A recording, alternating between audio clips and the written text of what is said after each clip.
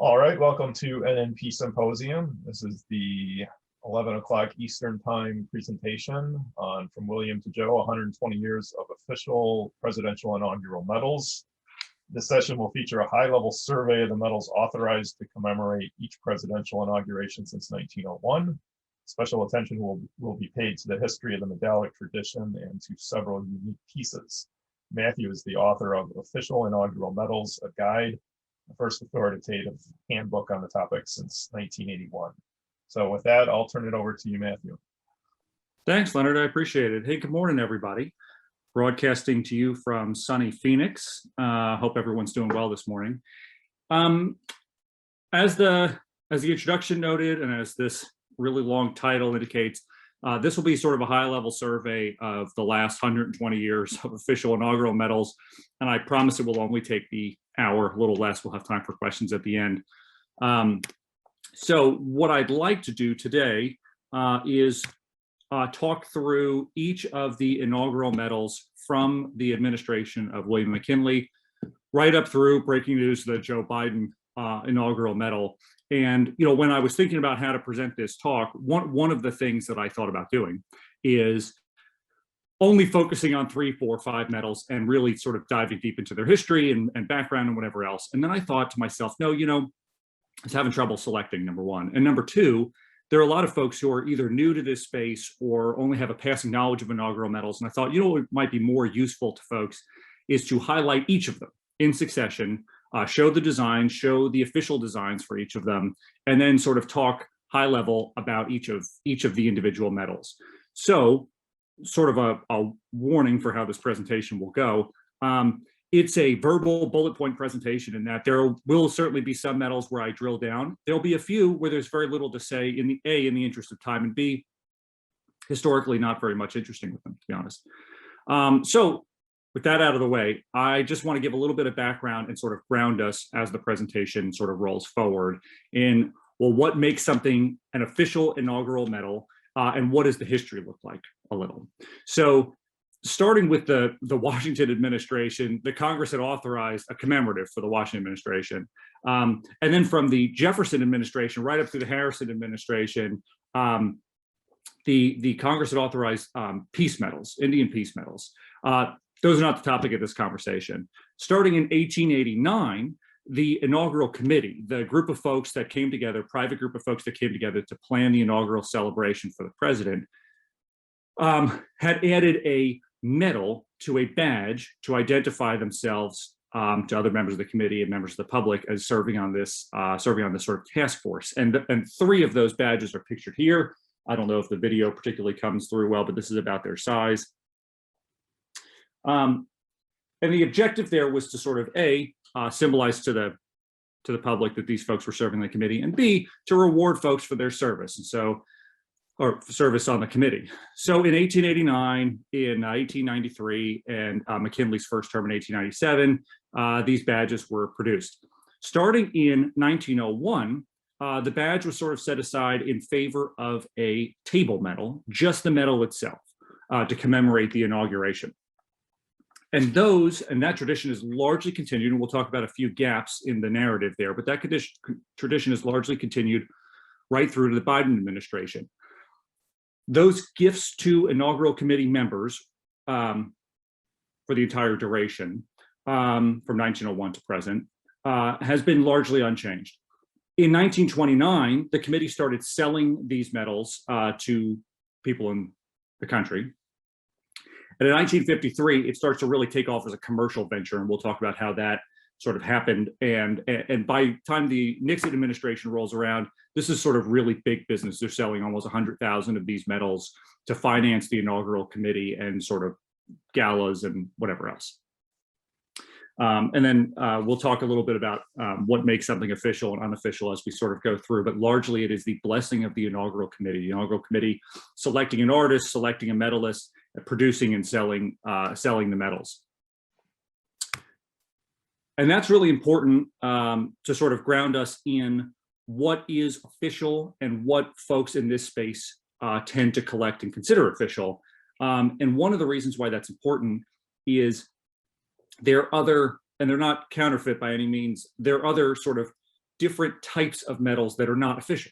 So a primary example of this is the United States Mint for the last 150 years has been issuing medals under the presidential series. And these are tied to the inauguration, but they use entirely different designs. They are a government funded project, and they are, and they're not related to the inaugural committee at all. And when folks sort of first dip their toes into this space, it's very easy to get confused and say, well, gosh, this McKinley looks like that McKinley, but they're different designs, and which one's the inaugural committee medal, which one's the US Mint medal. And to further muddy that water, the US Mint restrikes these medals all the time. So you can go on the US Mint's website at any given point in time and buy an Abraham Lincoln inaugural medal. So one of the things that I generally recommend to folks is just like in any other collectible space, sort of do your research, right? And one of the reasons why this presentation is structured the way that it is so that folks can see the official designs and use it as a reference point. I just wanted to highlight 3 of the books that precede mine, and they're listed here on this slide, and I highly recommend each of them, especially the McNeil book, which is really lengthy, goes through the whole history of inaugural medals and the inaugural medal tradition. The inaugural medals as collectibles really picked up starting in 1971 when Dusterberg put together sort of a finite universe of what are considered official inaugural medals. And there were subsequent books. There's been a big gap. Somebody asked me fairly recently, well, why did you sit down and write a book on this? I had been collecting these for the better part of a decade, a little over a decade, and researching them for the better part of a decade. And I was making notes the whole time and saving sort of little interesting tidbits and whatever else. And I was finding that I'd keep circling back and being like, oh, well, what did I find out about that? So I decided I'm going to put all this stuff in one place for me. About a year ago, I sat down and said, you know what, let's really put everything in one document. And it started to really take shape. And I figured I would turn it loose. I expected to sell about 2 of them to members of my family and then, rely on my own. But to the extent folks are interested, Lori Ferber Presidential Collectibles certainly has my book, and these other 3 books are occasionally available on eBay, but they also occasionally pop up on Amazon as sort of used books. Tremendous resources. In any event, that's enough of the sort of table setting. Let's jump right into the medals. So starting out with the very first, William McKinley in 1901. So this medal really sets the standard for what future inaugural medals will look like, both in terms of how it was made and what it looks like. So how it was made, the inaugural committee got together, selected the medalist, the designer, and manufactured it, paid for it, and then took the proceeds and applied them to the inaugural festivities. In this case, and then in terms of design, this largely matches the design going forward for almost every inaugural medal. It's the president on the front and some symbol of America on the reverse. And only 55 of these were made in silver for members of the inaugural committee, the core group of the inaugural committee, and then about 3,000 were made for other members of the committee as commemoratives. This image is deceptive because these are only 44 millimeters. They're very small, or at least this one is very small, or fairly small. It's advancing. What is interesting here, and we'll see it evolve over time, the inaugural committee did not select the artist in this context. The inaugural committee selected the medalist, and the medalist itself used somebody on its staff to create this design. The committee in 1905 took an even stranger path to making and selecting the artist and designer for the medal. The top medal here, the obverse and reverse, the top medal, is the official medal that came out of the inaugural committee.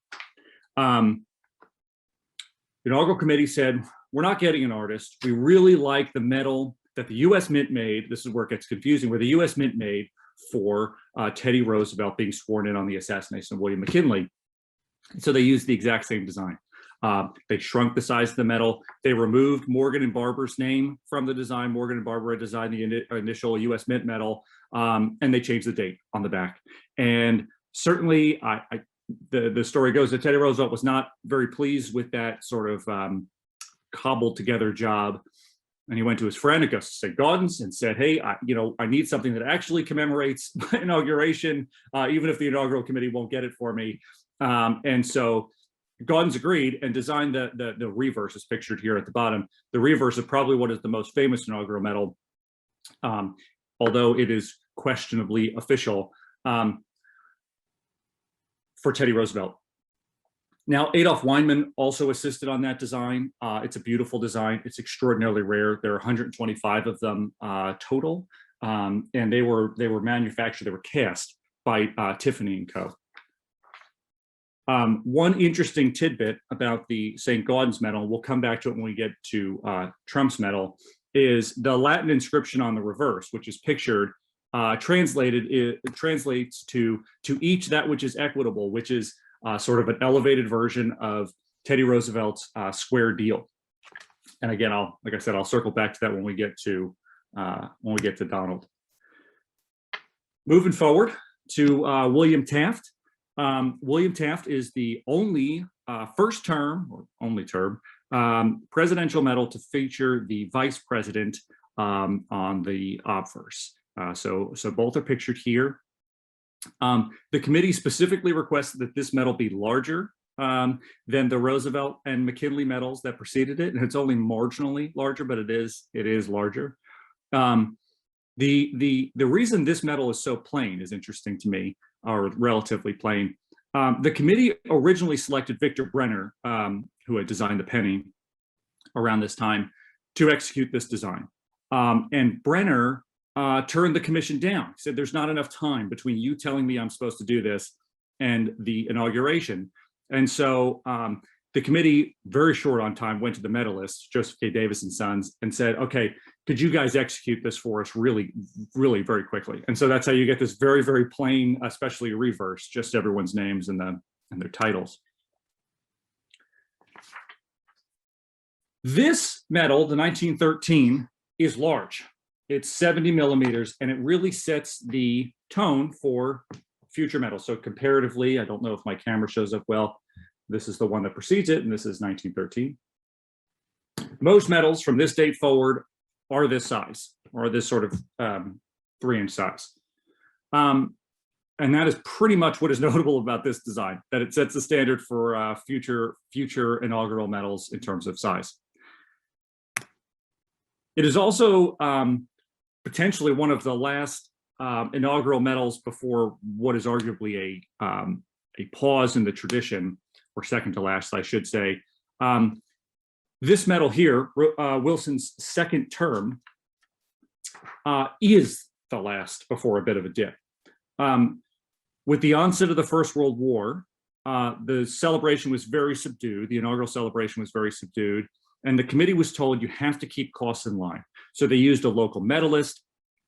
They were planning on ordering 3,000, and they scrapped that idea. They then, I know I just said that this was the standard, the earlier was the standard in terms of size. They shrunk the medal down to almost half size in an effort to keep costs under control. At the end of the day, only about 300 of these were made in bronze. This pictured here is gold, certainly, but very few were manufactured. And what then, and this is pretty much the last occasion before we get to this period where there's some disagreement among folks, collectors in the space, as to whether these next medals are official. So starting with Warren Harding, and then Calvin Coolidge, and then we return to the tradition with Herbert Hoover. But Warren Harding, his medal was conceivably produced, was thought to be produced on spec, essentially. The inaugural committee, he had instructed the inaugural committee to plan a very lavish inauguration. Everything was in place for it to be a pretty extreme inauguration.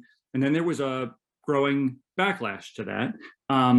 And there was some congressional pushback, there was some public sentiment pushback, and they scaled this back. They scaled it back significantly.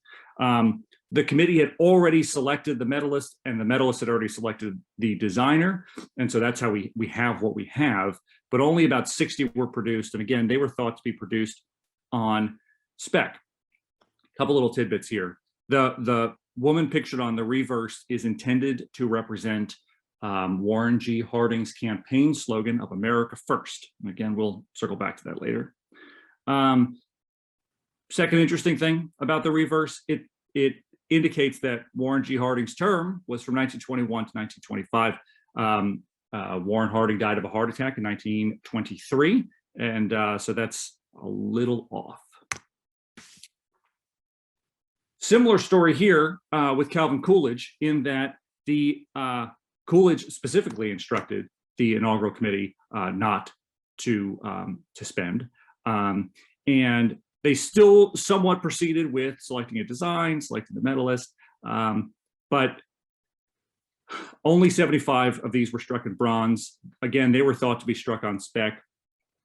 One thing that collectors do in this space, and I'm not sure that I agree with the methodology, although it hasn't stopped me from doing it myself, the same exact dies were used to commemorate Coolidge's visit to the Union League of Philadelphia.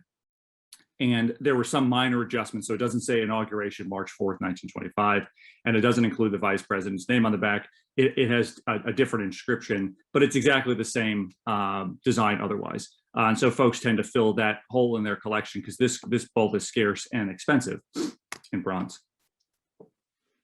So in 1929, Herbert Hoover rekindles this tradition. So like I said, folks are split on Harding and Coolidge. Everybody's in agreement that this is an official medal, and we've kind of gone unbroken from 1929 up through 2021.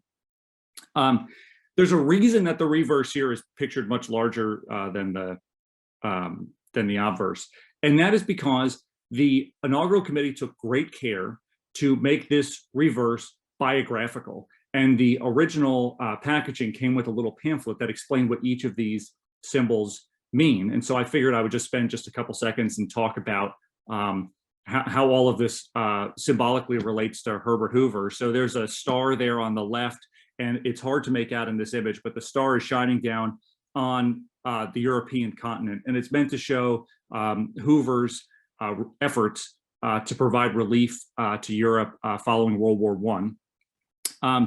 There's a pickaxe and some other sort of mining tools. He was a mining engineer. There's also some imagery that suggests that he was the Secretary of Commerce, and the open book says De Re Metallica.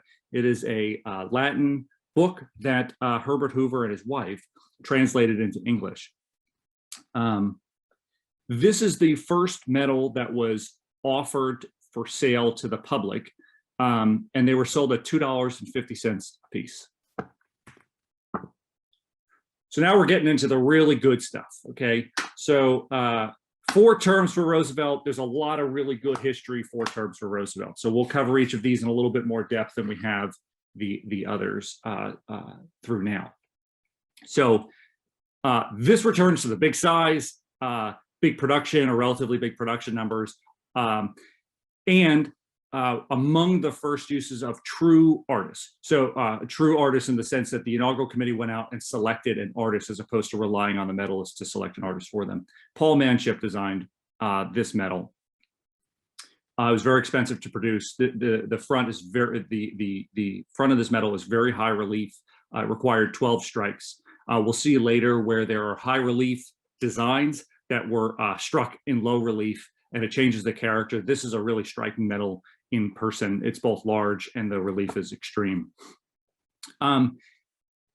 Roosevelt is described in this medal as being the 31st president, although many folks considered him to have been the 32nd president, with Grover Cleveland serving both as the 22nd and 24th presidents.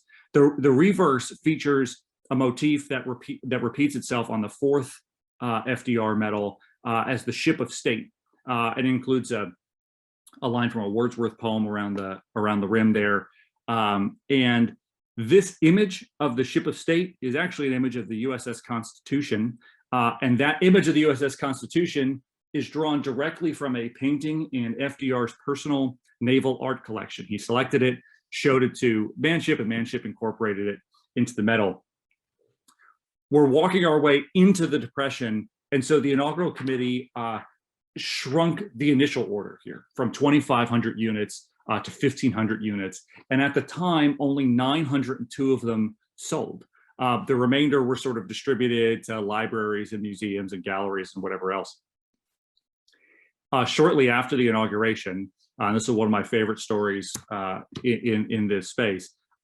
Shortly after the inauguration, FDR called the inaugural committee and said, "Oh, why did this sell so poorly?" And the inaugural chairman apparently told FDR, "Well, sir, you closed all the banks, so we were uncomfortable accepting checks."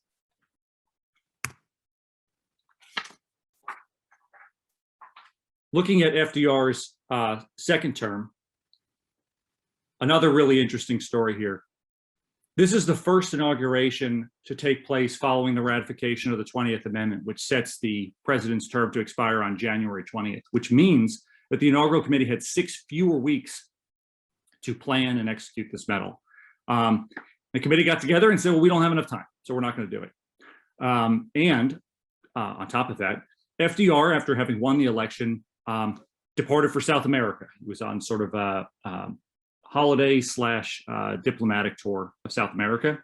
So he wasn't available to sit for a portrait. Nonetheless, the artist here, Joseph Atchison, contacted on his own the inaugural committee and presented them with the image you see on the left, presented them with a design for the obverse and said, hey, I've done this on my own. Would you all consider it? And they said, consider it. How quickly can you do the reverse? And as it turns out, he did the reverse in 24 hours, and they sent this medal into production. It sold absolutely terribly, just like the one before it. Only about 700 of them actually sold. A coin dealer in Washington, D.C. purchased 150 of them for $1.50 each, and he could not sell them to save his life.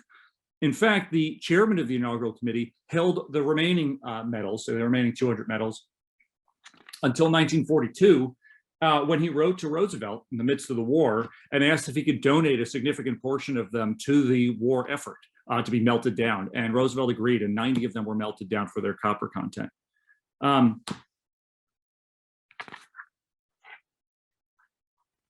Now we'll take a look at the third term Roosevelt. Third term Roosevelt is interesting. It is small. They're deceptively small. These pictures do not do it appropriate justice. It's small, like the original McKinley and Roosevelt. Couple interesting facts here. There's a striking difference, I'm sure you noticed, between the obverse and the reverse. It's because 2 different artists were selected and they did not coordinate. So the obverse, Joe Davidson designed the obverse, and he said that it's supposed to be rough textured to resemble ancient coinage, ancient Greece coinage. And John Sinnock did this very traditional reverse. And so in person, the contrast is really very striking. The inaugural committee sat down and said, well, gosh, you know, the last 2 sold really terribly. So let's make it small and let's make it cheap, and let's not make very many of them. So that's exactly what they did. They only made 1,000. Like I said, they're about half size, and they lowered the selling price from $2.50 down to $1. And apparently that was the trick, because they sold out of the first 1,000 almost immediately. So they ordered an additional 2,000 in 1,000 batches, or 2 1,000 item batches. And to designate the difference between the original 1,000 and then the succeeding second 1,000, they put a little 2 at the top of the wreath on the reverse there. Certainly the type 1, the one pictured at the top there, is slightly more rare than the bottom, but they're both fairly available. All right, we're getting to the end of the FDR cycle. War's in full swing while they're planning. The president had actually they actually were not going to do one, and Roosevelt insisted that they do. The president's actually pictured in sort of his Navy cape. He's meant to be shown as a wartime president there. The ship of state continues to be sailing, also at Roosevelt's request.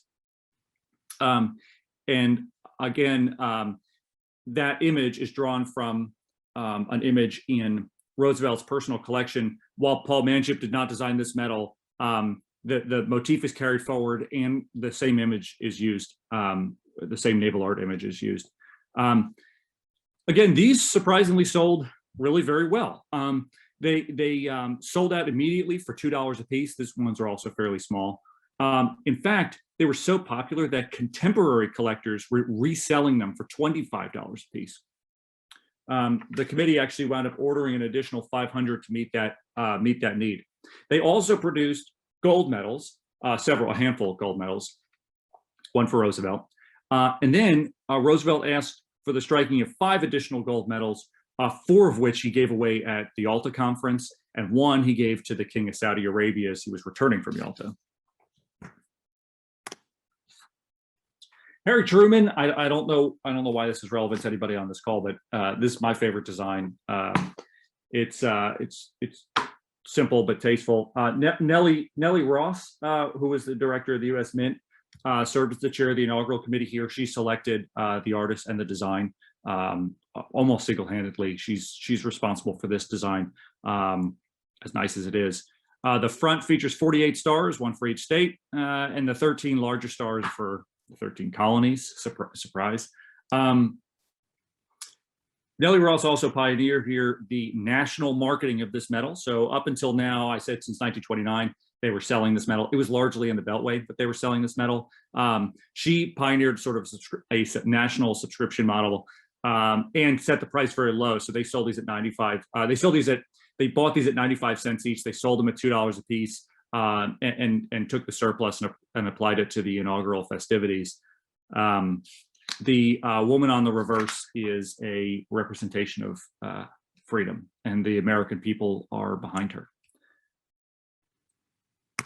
Going from a really nice and well thought out design to a fairly plain design. Walker Hancock designed this medal for Dwight Eisenhower.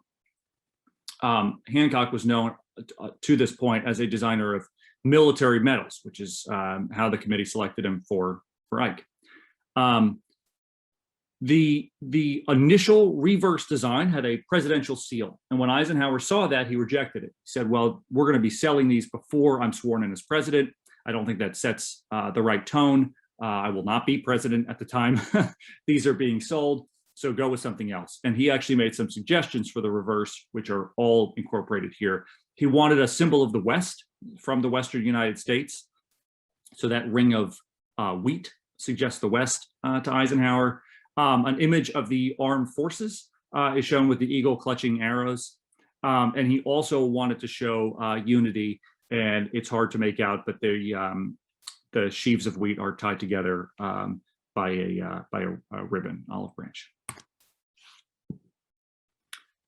So Eisenhower liked that design so much that for his second term, he requested that Walker Hancock execute the design for a second term inaugural medal. Walker Hancock said no. Walker was in residence in Rome, working on a war memorial, and wrote back and said, gosh, don't have the time to do it. I'm not gonna be able to come back home to work from life. And the president and the inaugural committee insisted. So what Walker Hancock did is he relied on his old sketches and his memory of what his original medal looked like, and executed this, which is, as you could tell, strikingly similar and also fairly plain, especially the reverse there. Obviously, the big notable change is that Richard Nixon is on this medal. Eisenhower specifically requested that Nixon be on this medal. Either Eisenhower was familiar with the tradition in this space or thought it was appropriate to include or was made aware of that. So he is included here, which leads us to probably one of the more interesting cycles in this space, and it relates to Kennedy and Johnson, and Johnson's insistence on being included on this medal here. So a couple things about Kennedy's medal first. JFK's medal, Paul Manship also designed this, as he did FDR's first. He also designed this to be in ultra high relief. The committee rejected that design because of cost. And so as opposed to being struck 10, 12 times or 12 times like the FDR medal, this is only struck 3 times, and there's a pretty significant difference if you hold them side by side. Jackie Kennedy was very significantly involved in selecting the design motifs and making some adjustments to the ultimate final design. What is interesting here is that LBJ decided that, well, Richard Nixon was on the second term Eisenhower medal. I should be on this medal. And so he wrote to the inaugural committee and said, I should be on this medal. And the inaugural committee went back to Kennedy and said, hey, do you think that's appropriate? And Kennedy said, no, whatever, I'd like to stay out of it. You guys tell me what historically has been the case. And what has had, until that point, historically been the case is that the vice president was not included on the first term, was only included on the second term. And they told that to LBJ. LBJ was not happy. So the inaugural committee, in an attempt to sort of placate him, said, oh, you know, we will make you one. We'll make you a little commemorative. And so it's pictured here. These are not official. It's pictured this little silver button looking thing. That is comparatively the correct size. It's very small. It's very ugly. And they gave him this charm made by a company called the Robbins Company, who had wanted to make the 1961 Kennedy Medal. And naturally, Johnson hated it. Really did not like it. And so he pushed back, and the larger bronze medal is what they ultimately settled on in terms of satisfying him. They commissioned a separate artist to make it. LBJ was ultimately very happy with this. It includes the presidential and vice presidential seal on the reverse. Folks do not generally consider this to be an official medal, but it is an interesting story. So I figured I would break up our monotonous march through these by interjecting something unofficial.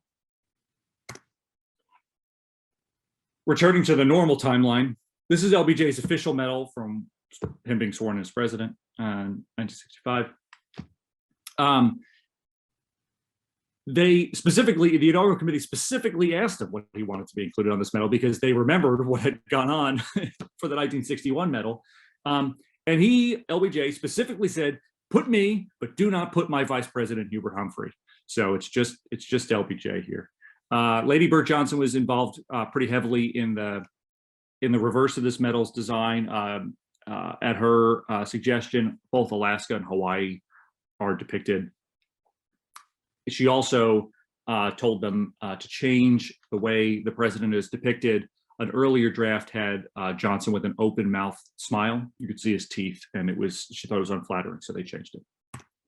Speaking of unflattering, Richard Nixon in his first term is shown in 3/4 profile because the inaugural committee thought that showing his nose in profile would be unflattering.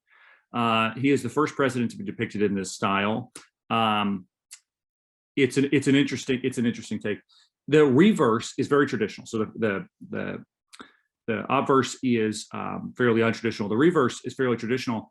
One interesting point about the reverse is it replicates down to, if you could see at the bottom right below the eagle's tail feathers, a couple letters. Those letters are RN-JN. This image is taken from sort of an embroidery that Julie Nixon, Richard Nixon's daughter, presented to her father on him winning the office of the presidency. It's the presidential seal she had embroidered, and then she put his initials and her initials at the bottom of it.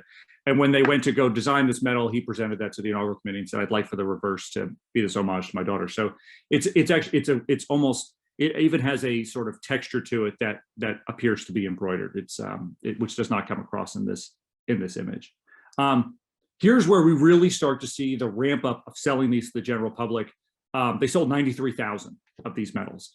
That triples the number of sales from the 1965 medal. And they were selling for a fair amount. I think they were $6 a piece for the bronze and $45 for the silver. And that leads me to say that all of these medals have silver component or silver counterparts. These are all pictured in bronze except for a handful that I've pictured in gold. The Eisenhower first term in 1953 is the first that the committee authorizes silver medals for sale to the public. So in case anybody's keeping score at home and is interested in, do I buy silver medals? Do I buy bronze medals? You could get a bronze medal in all of these, silver medals in most. So as I mentioned, the first term Nixon starts to be a little commercial. The second term Nixon, the floodgates are open. So the Medallic Art Company had produced a number of these medals through 1973. In 1973, the Franklin Mint submits a bid, and the Franklin Mint commissions 4 different artists to make 5 different designs to submit to the inaugural committee. They win the contract. And so in 1973, the Franklin Mint produces a number of versions of this medal, of this Gilroy Roberts medal. Antique bronze, which is pictured at the top, proof bronze, pictured at the bottom, antique and proof silver, and they do plates and little trinkets. They do the whole thing. And they sell a lot of these. In fact, these are among the most common, and a general entry point to this series is this medal, because they tend to be in coin shops and pawn shops and whatever else, because they manufactured quite a few of them. Oh, certainly, before we transition to the vice president elevated to president, the only inaugural medal where both of the people pictured did not serve out their full terms, for obvious reasons. When Gerald Ford was elevated to the presidency, he did not have any interest in an inaugural medal. And he was approached by a senator and said, no, this is actually very important. Historically, we're going to have to do one, and convinced President Ford to agree to this project. But because there was no inaugural celebration, there was really no reason to keep costs in line or to sell a whole bunch of them. So the committee really focused on artistic merit. So there's a bit of a return here to hiring true artists. So both the obverse and reverse are designed by artists selected specifically by the committee, and well-known artists at that. And instead of these funds being applied to the inaugural celebrations, because there were none, these were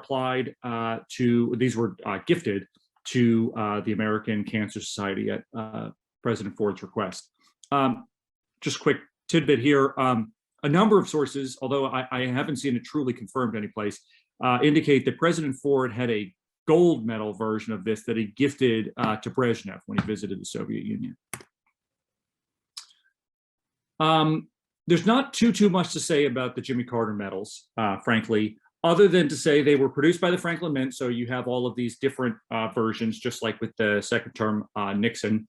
And there was no true inaugural committee here. It was two co-chairs only. They selected the design. And what's interesting is that they made pretty clear in written statements that they were not very concerned about artistic merit. So they went with something pretty simple, which is reflected here. An initial design listed Jimmy Carter as James Earl Carter. And on seeing that, the co-chairs both said, well, nobody knows him as James Earl Carter, so let's change it. Ronald Reagan's medal in 1981. Ronald Reagan, his first inaugural was the first held at the west face of the Capitol building, which is depicted here on the right. We're still seeing this trend towards increased commercialization. So there were bronze medals, there was gold medal for the president and vice president. And there were these little copper coins almost that were manufactured and sold. One last thing about this medal before we move on. The image of Ronald Reagan looks lifelike because it was taken from a life mask. Edward Fraughton flew to California to the Palisades and took a life mask of the president for this purpose. The 1985 medal is interesting in that it was produced both by the Medallic Art Company and the Franklin Mint, and they focused on their strengths. The Medallic Art Company did traditional versions of this medal, and the Franklin Mint did proof versions of this medal. The medal commemorates the 50th presidential inauguration, and the edge mark says so.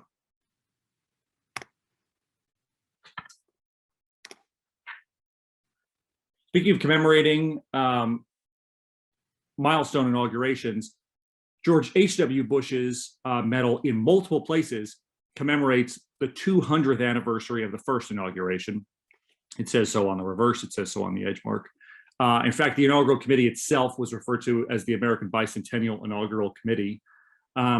This is the second to last Medallic Art Company medal, and it is the first to show the president in modern attire. So some of the earlier medals showed the president in sort of an ancient fashion, sort of shirtless. The Taft medal is that way, but many of them show president in suit and tie, or as with the naval cape in sort of clothing attendant to the office. Here, this is not the case. The reverse shows the Statue of Freedom that sits atop the U.S. Capitol.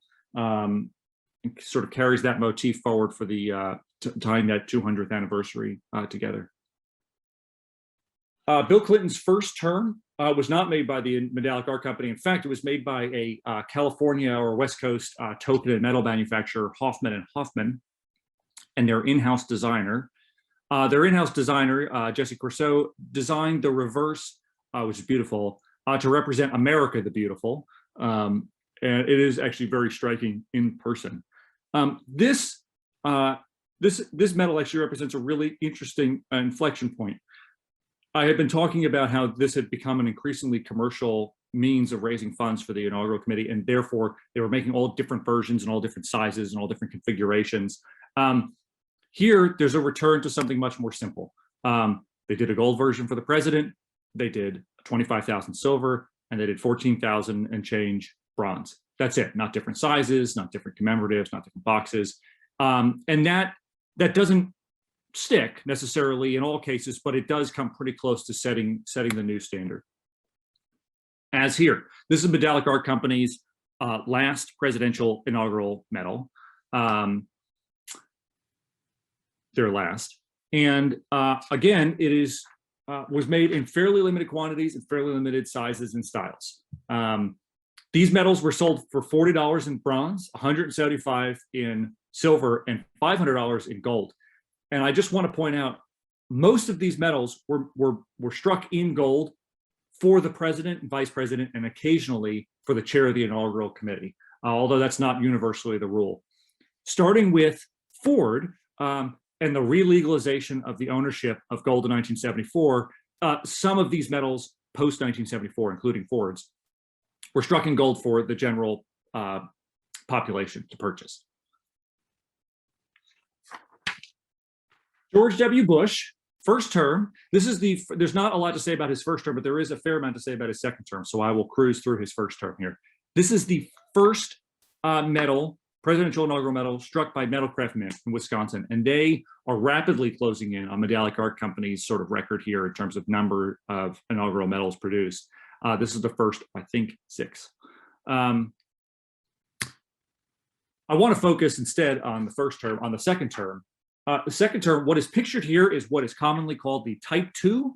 It is not designated as such on the medal itself, but there's an interesting reason for why this is the Type 2.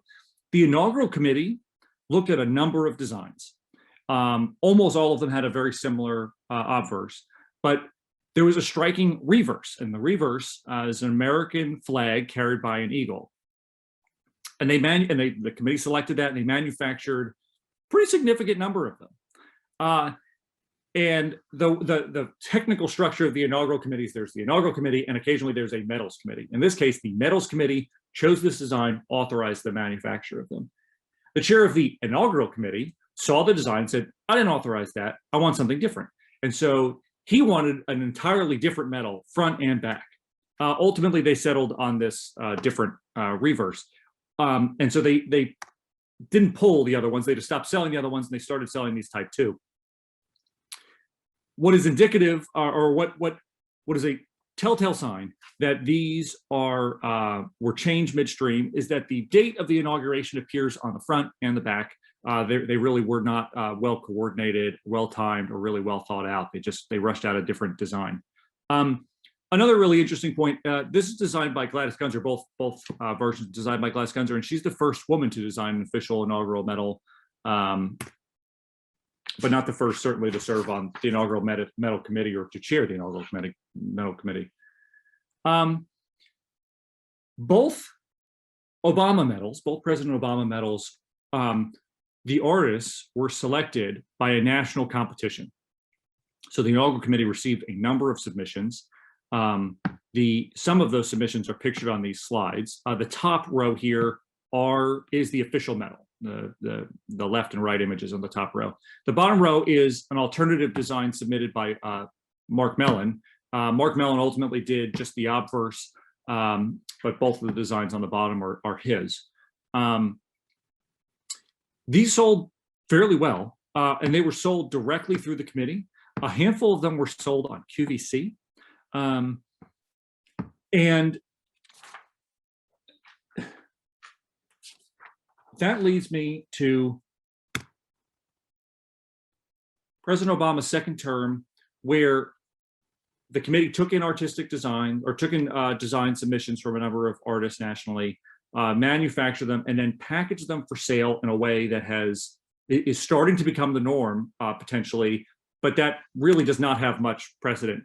They sold bronze and gold and silver.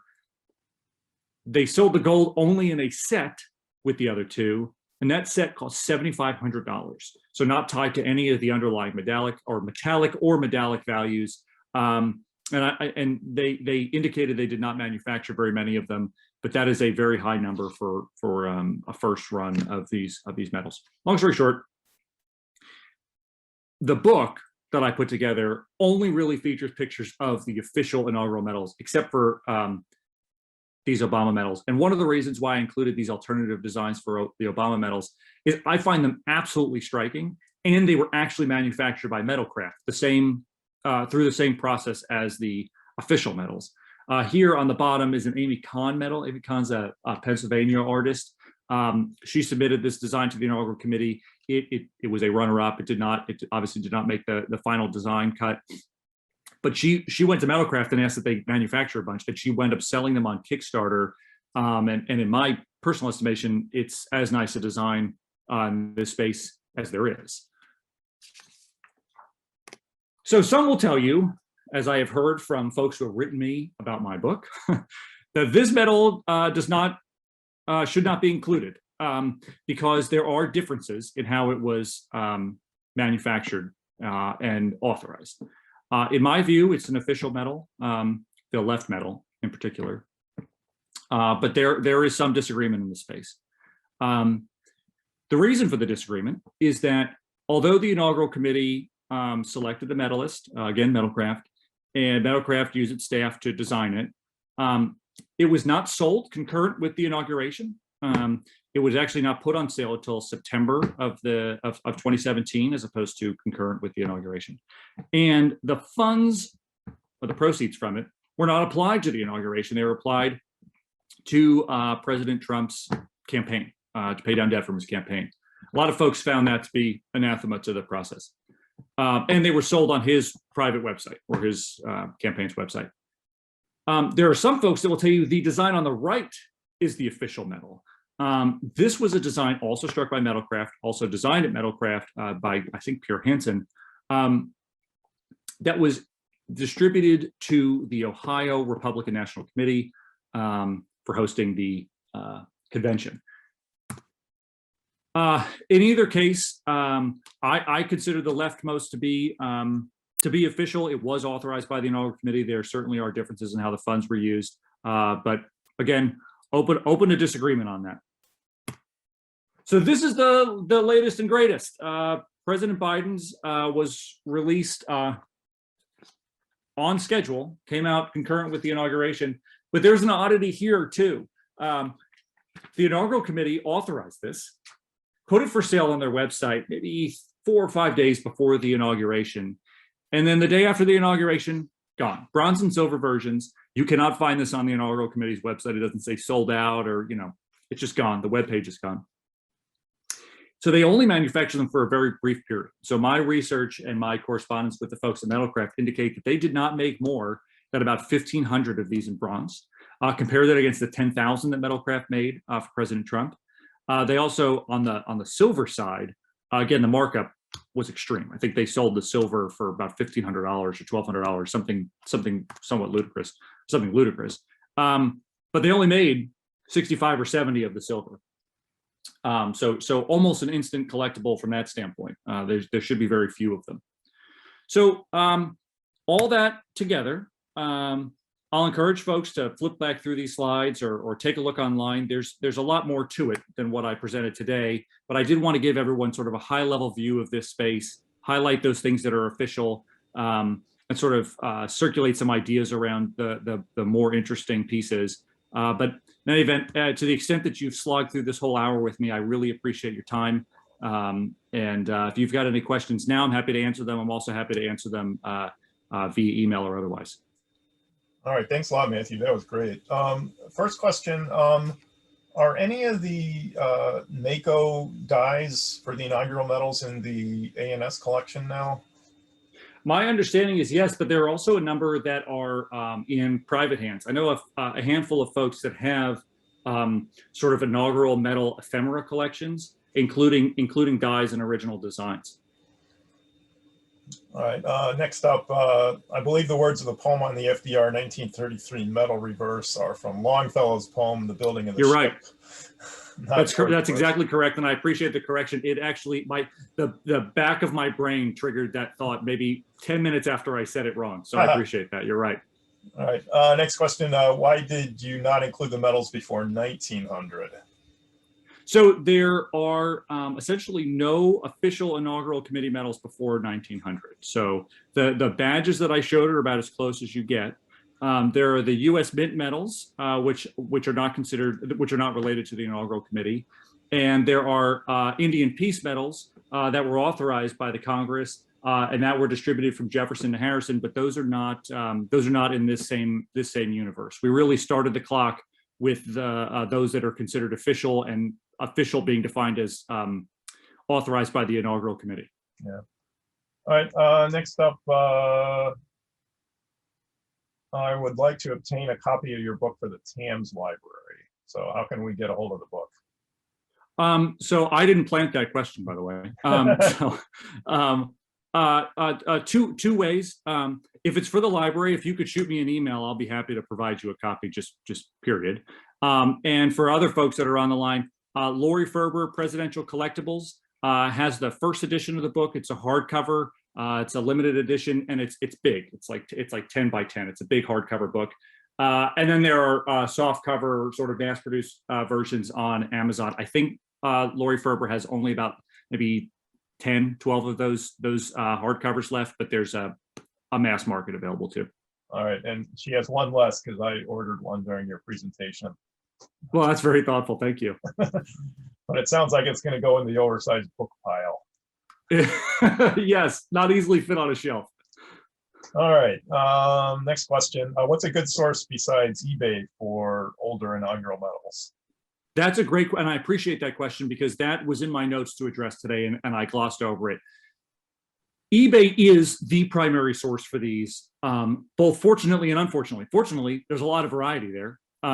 Unfortunately, because if you just wander into it, there's a lot of stuff on there, not fakes, but there's just a lot of stuff on there that is priced wrong or the quality's not that great. And it's not a plug for Lori Ferber necessarily, but I've actually bought maybe a third of my collection from them, especially the higher end examples, because I'm sure everybody has their own quality standards. I'm like a huge stickler for pretty much everything under the sun. Like in my real life, I'm a business lawyer. I'm just a huge type A stickler.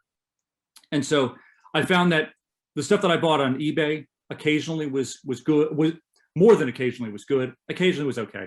The Lori Ferber's collection tends to be, or items for sale tend to be occasionally a cut above. But those are kind of the two big sources. John Levine used to be, the late John Levine used to be, Joe Levine, excuse me. The late Joe Levine used to be a primary source for collecting these, but he's recently passed away. All right, next question. And I think wasn't Levine like an official distributor for some of those? Oh, yes. Yes, for the longest time. Yes, that's exactly right, Leonard. Next question. Any reliable price guides for these medals? So the last price guide was 1981. So therefore misses just a little bit of the history, and the prices are outdated. I made an effort to include in my guide both prices and mintage figures were available, and the back of my book includes sort of a table, a price guide table for easy reference. All right. Another viewer notes they had already purchased your book, really enjoyed it. Thank you. All right. Thank you. Next question. What is a good source of information about trial medals not used, e.g. the Clinton varieties or Gore varieties? That's a great question. I ask myself that all the time because I have what I think to be a fairly complete collection, and so I wanted to expand it, right? And so, for instance, I have the Hillary trial medal. There's almost no good guidance out there about that. And I suspect at some point I will update mine based on interviews with folks. And folks, there are people that have much better and more sophisticated collections than I do. And I've been in correspondence with some of those folks. But for the time being, unfortunately, there's just not a lot there on those sort of one-off or relatively one-off projects. Yeah, it's not like, you know, congressional medals of honor that are documented from A to Z in the congressional record. The information is really kind of disparate, and there's not a central place to go find all of it. That's exactly right. I mean, as a direct symptom of it being a private endeavor. And what's interesting is that I've developed some really good contacts with the folks at Metalcraft and a couple other places. And, you know, their records are only so good. I mean, their records are good, the business records, but they don't go back, you know, 15 years. You'll notice in the book and online, you know, there are really, really good records of how many FDR medals were made, because the inaugural committee was very good about accounting for them. Now it's a little bit more, since it's so commercial, it's just a little bit more haphazard. They kind of strike them to order. And so there's really not a, hey, we're authorizing 3,000, make 3,000. It's, well, we'll make as many as people order. And so it's just it's a little bit more nebulous. Yeah. You mentioned Amy Kahn. She did the Eric Newman Medal for ANS, which I really like. And I really like her Obama inaugural concept medal too. Beautiful. Where would you go looking if you wanted to buy a copy of that? So that is actually very, very rare. I added one to my collection in the process of putting this book together. So like I said, I've been buying these medals for 10 years, I've been researching them for 10 years. I've had this on my radar for the longest time. And I had like a little eBay reminder, Amy Kahn, Obama, never got any hits. I wound up writing to her in connection with this book because I wanted to include a picture of it. All the pictures are mine, with one or two exceptions, but I didn't want to include her picture without asking her. So I asked her, and I said, hey, by the way, do you have any of these sitting around? I would love to buy one. And she's like, no, I don't. I appreciate the interest, but I don't. She was an absolute sweetheart through the whole process, got me pictures of it, whatever else. And I sent her a copy of the book, and proving that there are still decent people in the world. She was like apparently really touched that I included her in the book, so she sent me a copy of the medal. So I don't know how to get one, to be honest, other than swapping gifts with Amy Kahn. I don't know. I suspect that there will be some for sale on the internet at some point. All right. Well, if you see a duplicate, you know where to send it. That's right. All right. I think that's it for the questions. Matthew, thank you very much. This was fascinating. And thank you all. And again, do you want to share your contact information if anyone wants to get a hold of you? Absolutely. Let me swing back to the very first slide. That should be the one that I leave up. I have an email address there for folks to get a hold of me. You're getting the reverse chronological history again. There it is down at the bottom, inauguralmedalguide@gmail.com. And frankly, if you Google my name, I'm sure my law firm site comes up. I've got an email address there. I'm happy to take emails from whomever, wherever. There we go. All right. Thanks a lot, Matthew. Thank you. And thanks everybody for joining. All right. Bye-bye.